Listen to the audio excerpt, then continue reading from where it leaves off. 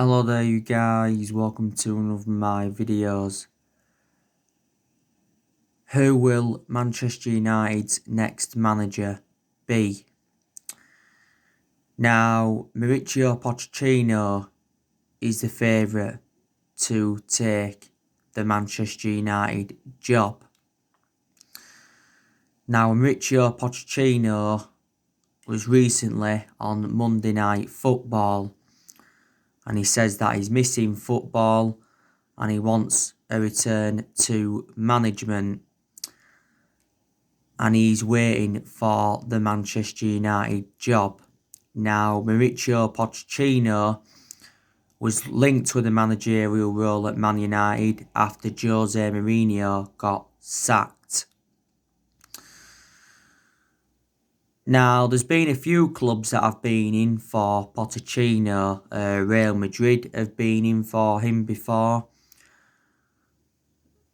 I think Barcelona have been interested. It said the other week that Zenit St Petersburg were in talks, and at one point Newcastle were interested in him. Now, Pochettino has been managerless now for like a year. He did endure 5.5 years with Tottenham, and analysing the vast majority of his tenure, Tottenham were competing in and out of the top four. He guided Tottenham to their first ever Champions League final last year, and he also guided them to the League Cup final and guided them to 2 FA Cup semi-finals. During his time at Tottenham, Pochettino spent over £200 million on players. Before he was at Tottenham, he was at Southampton. He enjoyed a short tenure with Southampton, but he still guided Southampton to their highest ever finish in the Premier League era. And before he was at Southampton, he was at Espanyol. So he's managed 3 clubs so far in his managerial career. Well, like I've said on my recent videos, I think Mauricio Pochettino is a much better manager than Solskjaer. Main explanations is because he's well proven in the Premier League. He's dealt with top players. I think his philosophy is good. My only element of concern about him, he has not won anything in terms of silverware as Pochettino. But I got to be honest with you, I think Tottenham made a mistake by getting rid of him. But yeah, Pochettino is putting a lot of pressure now on Ole. Now, we've been looking at Massimiliano Allegri as an alternative to Pochettino. Don't forget Massimiliano Allegri is the former Juventus manager, so would you take him at Manchester United? Julian Nagelsmann, now would you take him at Manchester United? I think we have inquired about getting him in before. Julian Nagelsmann is currently the RB Leipzig manager. Obviously, RB Leipzig is the second club in his managerial career. Obviously, before he was there, he was at Hoffenheim. Now, Julian Nagelsmann is guarded as one of the best young coaches in the world. He did well with RB Leipzig last season. You know, he obviously got them third in the Bundesliga, and RB Leipzig also got to the Champions League semi-final last season. And they've had a good start to this season in the Bundesliga. Now, another manager, would you take Brendan Rodgers at Manchester United? Now, I've got to say, Brendan Rodgers has done a pretty good job with Leicester.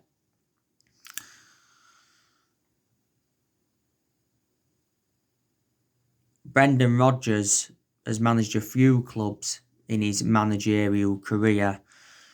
Obviously, before he was at Leicester, he was at Celtic, endured a few years with Celtic. Obviously, he's managed Liverpool before. He's managed Swansea. I think he's also managed Reading and Watford, hasn't he, as well?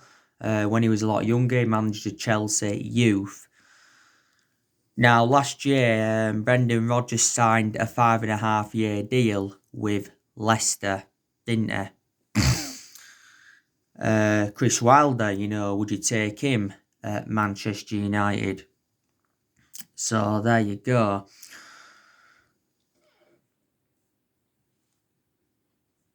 But I honestly believe that Ole Gunnar Solskjaer will be sacked as Manchester United manager.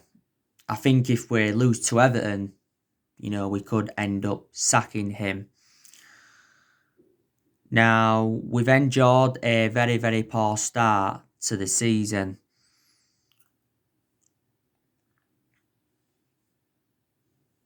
We've lost 3 of our first 6 league games, and all them defeats have come at Old Trafford.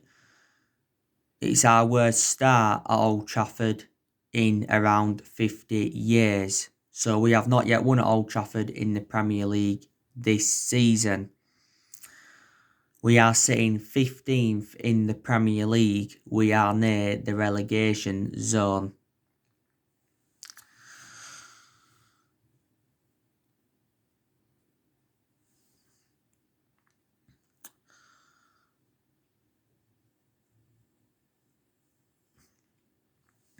So yeah. And this is Ole's second season as Manchester United manager. Second full season. And I said that Solskjaer has to exceed his expectations this season. And I said to you, what would represent a good season for Man United would be a top 4 finish, possibly the top 2 or top 3, and win a trophy. And obviously the way things are going, that's not going to happen. Obviously we haven't won a trophy yet under the Ole Gunnar Solskjaer era, and we haven't won a trophy for over 3 years now. Ole has managed 100 games for Manchester United in all competitions. Obviously, he lost his 100th game against Arsenal recently. Arsenal beat us by 1-0, and that was Arsenal's first win at Old Trafford in the Premier League since 2006. So that's around 14 years ago now. But Ole has won around 56 games as Manchester United manager in all competitions since he got appointed in. Now, it'll cost the club around £4 million to sack him. That's totally contrast to the 18 million that we paid to get rid of Jose Mourinho. Ole has got a contract with the football club until 2022. And he's been at Manchester United now for almost 2 years. So he's been with us around 22 months, and he's been permanent Manchester United manager for around 19 months. But like I said to one of my recent videos, there's still no philosophy. There's still no system. All his team selections are poor in a lot of his games. We've got a poor ownership.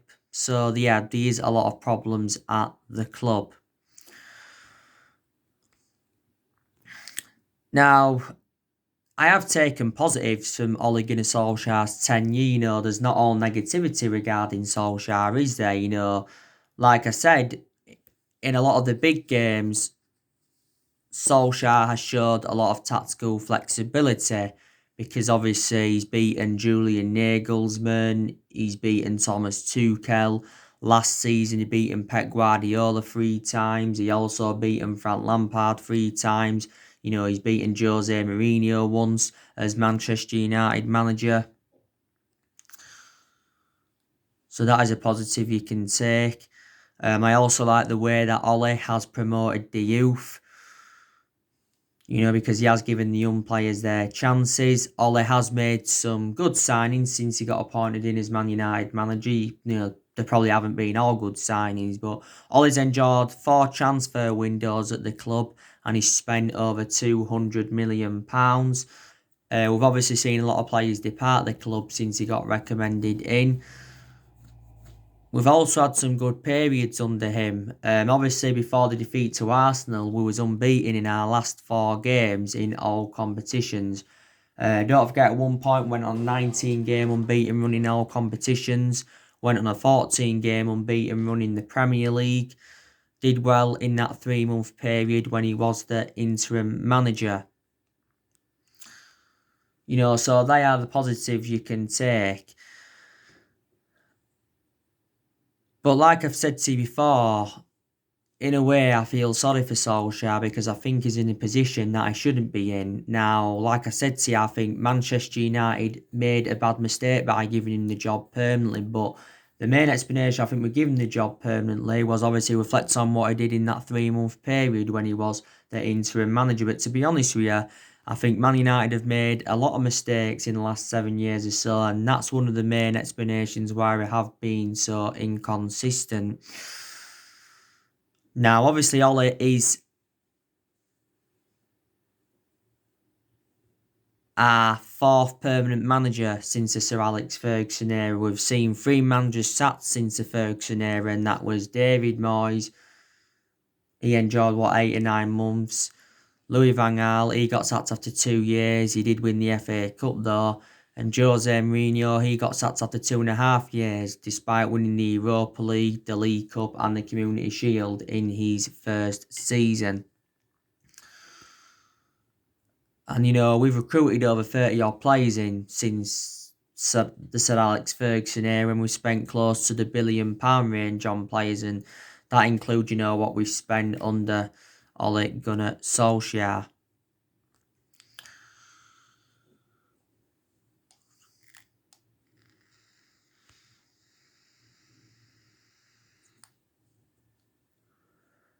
But I thought Ole was a very, very good player for the football club. He enjoyed 11 years as a player and he flourished under Alex Ferguson. But my perception on him as a manager is totally contrast to how he was as a player. He just hasn't got that proven pedigree, Ole, has he? Man United is the 3rd club in his managerial career. Before he was with us, he was at Mould.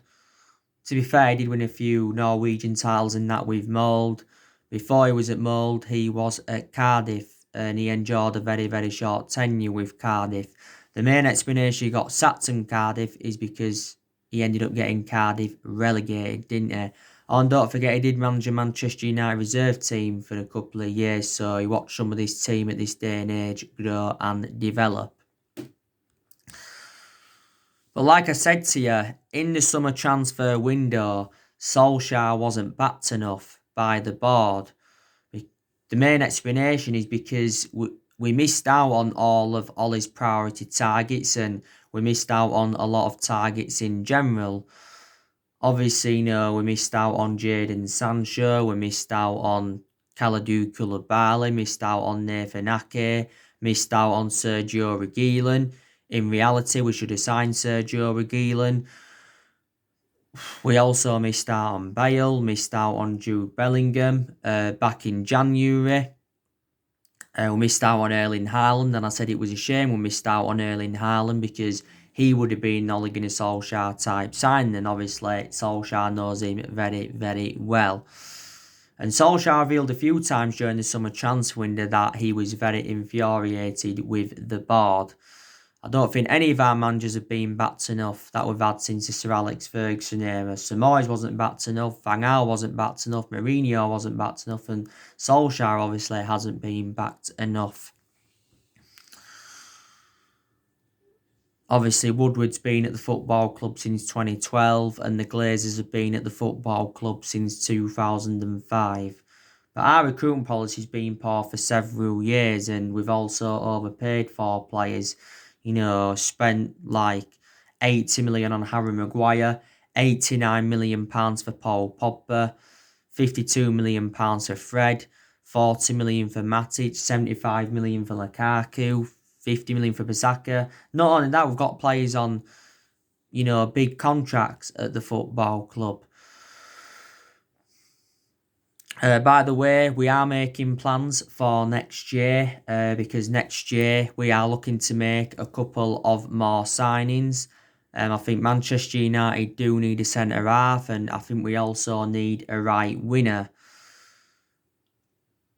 We're also looking to offload more players next year because obviously there is still deadwood in the squad. I think next year we will offload Lingard. We'll be looking to offload Rojo and Phil Jones.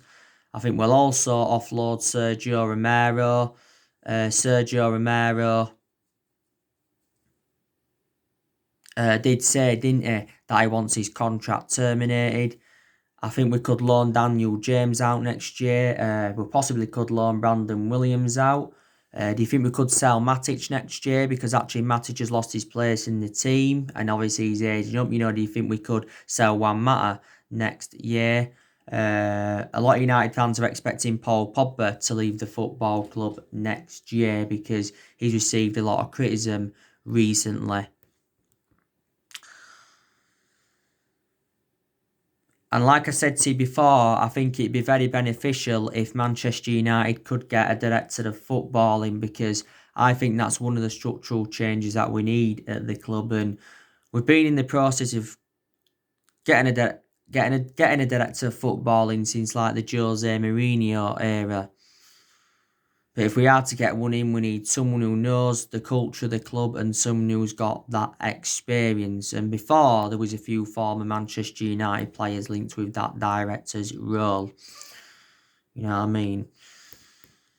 Now, I was impressed with Man United last season. And I've got to credit Solskjaer for what he did last season. Because obviously he got us qualification for the Champions League. Also got us third. Second highest we've finished since the Ferguson era, and he also guided us to 3 semi-finals. And last season was Solskjaer's first full season at the football club. But the first part of last season, we enjoyed our worst start ever to a Premier League season. At that point, Solskjaer was close to getting sacked, and now he's in the exact same position as he was in at the first part of last season. But we haven't won the Premier League since 2013, so we haven't won it now for over 7 years. We haven't dominated English football since the Sir Alex Ferguson era, and I just think no manager at Man United or no manager in general will replicate Sir Alex Ferguson's legacy or last as long as he did. Ferguson endured 27 years, was it, at the club, won a total of 38 major honours, including 13 Premier League titles. But Ferguson didn't settle in straight away because he didn't win out in his first 4 years at the football club. So like I said to you recently, it takes some managers time to settle in. But Ole, I think, has had enough time at Manchester United, hasn't he? But look at Jurgen Klopp at Liverpool. He didn't settle in straight away, but look how good he is now. But there's some Man United fans that think we need a manager in like a Jurgen Klopp or a Pep Guardiola, But our success came under Sir Alex Ferguson because since he left, we've been inconsistent. Before Ferguson came into the equation, we was also very inconsistent, weren't we?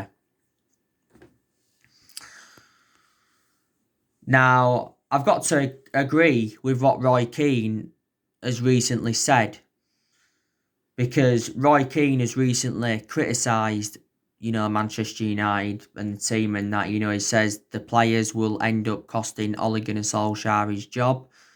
He says that the squad isn't good enough and it's lacking leaders. And, the players are basically showing Ole no respect.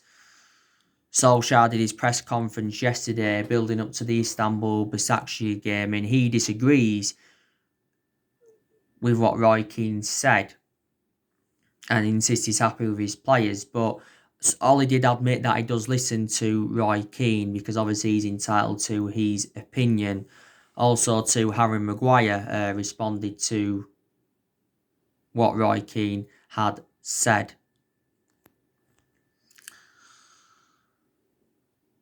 You know?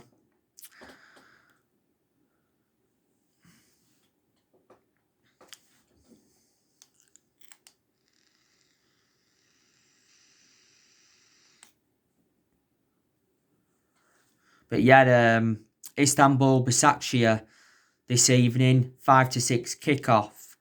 It's our third game in the group stage, and we are looking to make it 3 wins in a row, because we've enjoyed a fantastic start to our Champions League campaign. You know, we've had back-to-back wins against PSG and RB Leipzig,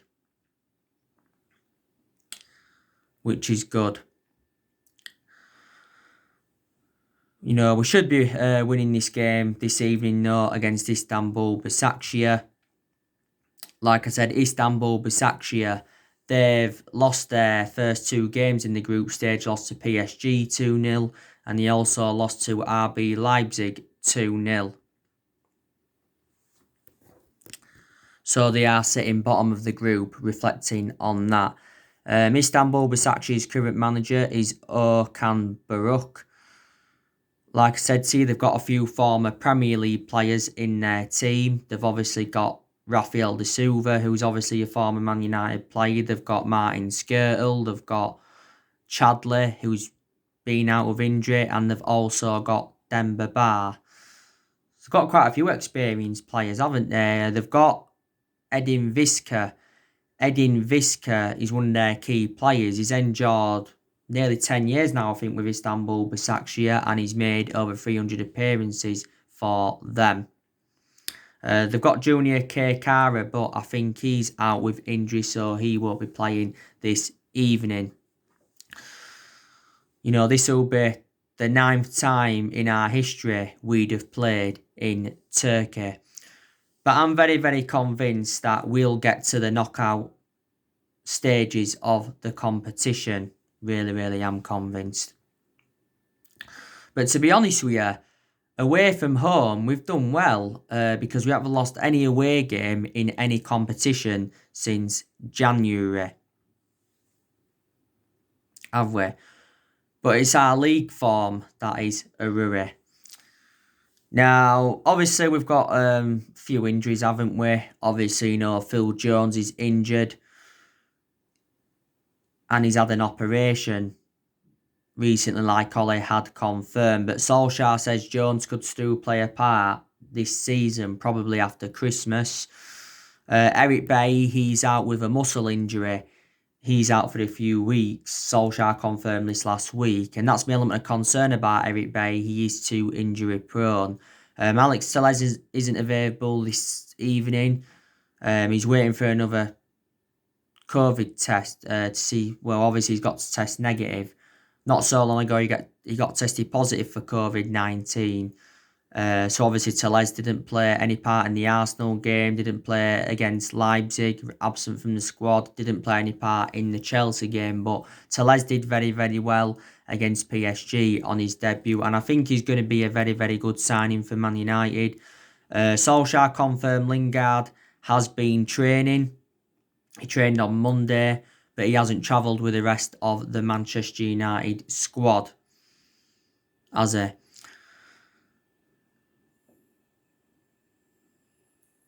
And for the game this evening, Solskjaer, like I said, will make changes from the 1-0 defeat to Arsenal. Like I've already said to you, Anthony Martial should be starting this evening. Anthony Martial is now back, which is good news. Martial didn't play any part in the Arsenal game because obviously he was still serving his 3-match suspension. His suspension is now up. Don't forget Martial got sent off in our 6-1 defeat to Tottenham. Shouldn't have been sent off though. Edison Cavani, I'm hoping he can start this evening.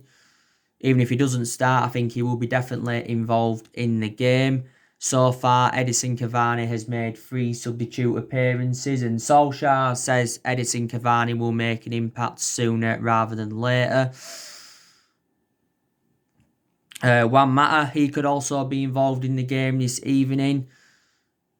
Mason Greenwood, he could play.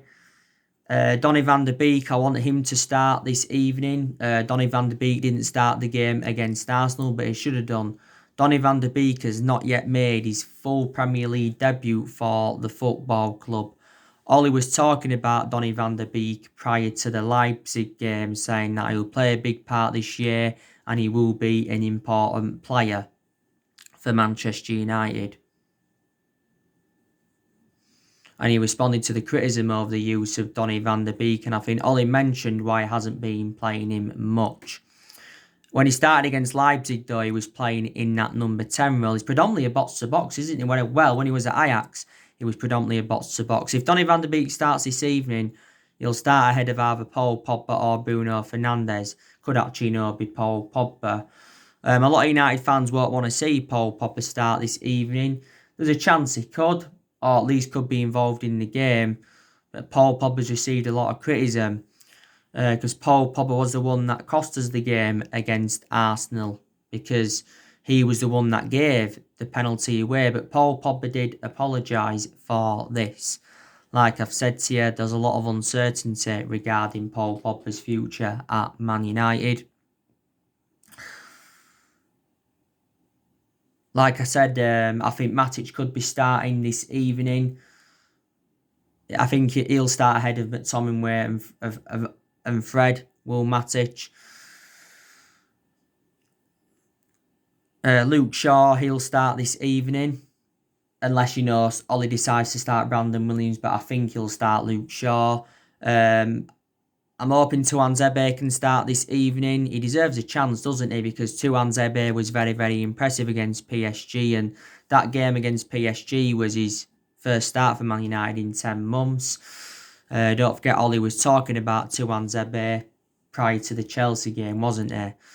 Ollie's just hopeful that Tuanzebe can remain injury-free because he has sustained a few injuries. So he could come in for Lindelof or Maguire. To be honest with you, he probably will come in for Lindelof and Tuanzebe will play alongside Maguire. Like I said, Wan-Bissaka will keep his place in the team. Dean Henderson could be making his Champions League debut this evening for the club, so De Gea will be rested. Odion Ighalo, could he be involved? He's not yet played in the Champions League for Manchester United. And be interesting to see what formation Ollie goes with this evening. A lot of United fans will probably want a diamond, but we shall see. Big game at the weekend. We have got Everton away. That's going to be a very, very difficult game for Man United. So anyway, guys, that's everything to update you today. Drop me comments, likes below on the channel. If you do, consider subscribe as always, and take care. God bless. See you all again soon.